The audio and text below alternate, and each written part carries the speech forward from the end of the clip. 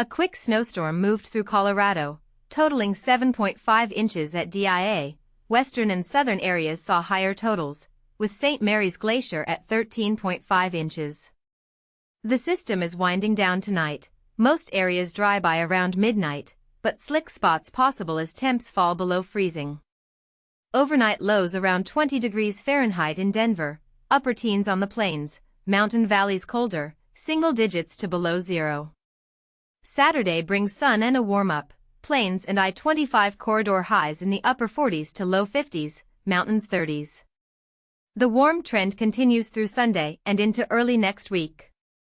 By Monday through Tuesday temps could reach the upper 60s, possibly near 70 degrees Fahrenheit, most of the region dry, though a 20% chance of light mountain snow showers Tuesday into Wednesday.